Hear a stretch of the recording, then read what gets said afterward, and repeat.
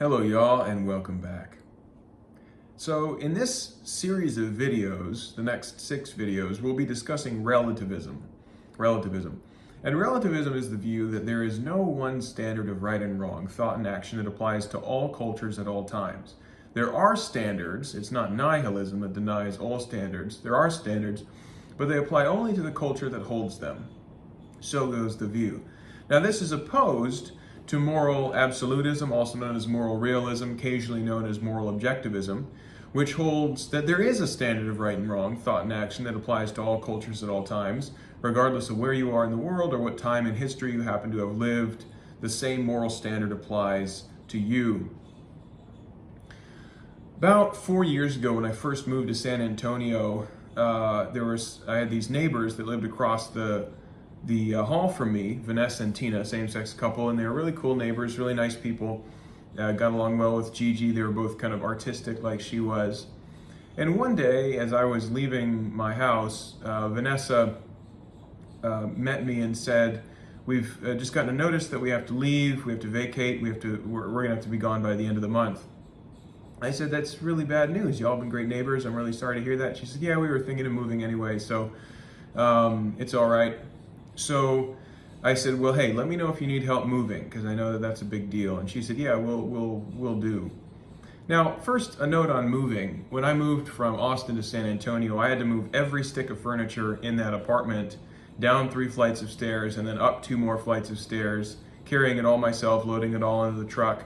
So moving took about a month because you had to sell off the big stuff that I couldn't carry myself, and like the washer, dryer, and some of the bigger couches and sectionals and so on. And then had to kind of plan plenty of time to carry every single piece of furniture, every single box down, load it into the truck, drive it to San Antonio, and it took about a week of actual moving and about 3 weeks of preparation, selling things off, getting ready for it. So again, moving is about the biggest hassle you can face in life in my book, and it was a big deal. And so I thought I want to help them if I can help them, be of help. So the next day after I had that conversation, there were a bunch of people at Vanessa and Tina's place. They were kind of going up and down the stairs and coming in and out of the house. And that evening they were all gone. And I saw Vanessa again, and I said, "So did you have like a party?" She said, "What are you talking about?" I said, "Were there all those people over at your house?" She said, No, we moved." And I said, "Wait, what?" She said, "We moved." I said, "You already started moving?" She said, "No, we're done. We finished. All of our stuff is in our new place." Now, if she had told me that she had, with her mind, levitated all of her possessions and moved them across town to the new apartment, it would not have been more astonishing. The idea that she could be fully moved in under a day absolutely astonished me, flabbergasted me, and blew my mind. And I said, How did you do that? How did you move in one day?" And she said, "We're Mexicans." She said, "We're Mexicans. We have a lot of family. They all live close. When we tell them that we need help moving, they drop what they're doing. Everyone has a pickup truck. They come, they show up, they help us move, and we had basically unlimited help, and everybody helped out, and we moved in one day." And I was astonished by this, that family would be there for family in that kind of incredibly powerful present way. Now, since living in San Antonio, I've kind of gotten accustomed to this. I'm more used to this, but that just blew my mind. The presence of family there, how present family was in the Hispanic community in San Antonio and elsewhere, just was astonishing to me. A similar story. So when I first moved to Texas, when we first moved to Austin, we didn't have a washer dryer, so I would have to do my laundry at the laundromat, and for the first couple weeks. And so one day I was there walking around the laundromat when my clothes were washing, and I looked kind of different at the time. I had a man bun, big long hair pulled up into a man bun. I was about 20 pounds heavier. I wore a tank top all the time, and I always wore my daughter in one of those front holder Baby Bjorn things. And we called it the chunk pack because she was so chunky and she liked to face out. So it was like a front-facing backpack for her. So anyway, I had the man bun and the tank top and the baby and the whole thing. And I was, it was a whole look. And I was walking around the laundromat, and I walked up to the front of the laundromat, and there's a very old Hispanic couple there. And the man kind of stepped forward and without saying a word, just touched Gigi on her head, just very, very gently like this, right on her forehead and kind of her upper eyebrow area there. And I didn't mind it. He was being nice to her, but I thought, what a strange form of greeting. I've never seen this before. I thought, should I stroke his head ever so gently? In response, I didn't know what to do. So I just said, hello. The very next day, literally the next day, I was at HEB, and it was one of those HEBs that has a cafe in it where you can sit down and kind of order food, or not order food, but you can eat your food there. And there was two people sitting there. There was a girl about 13 years old and a woman about 65, 70 years old.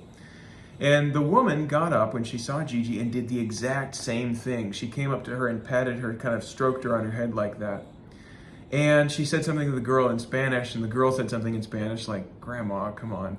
But she got up and did the exact same thing. She kind of stroked Gigi on her head and then sat back down. And I thought, this is a thing. This is not coincidence that two people, or three people rather, in 2 days decided to greet me by stroking my baby in just this way.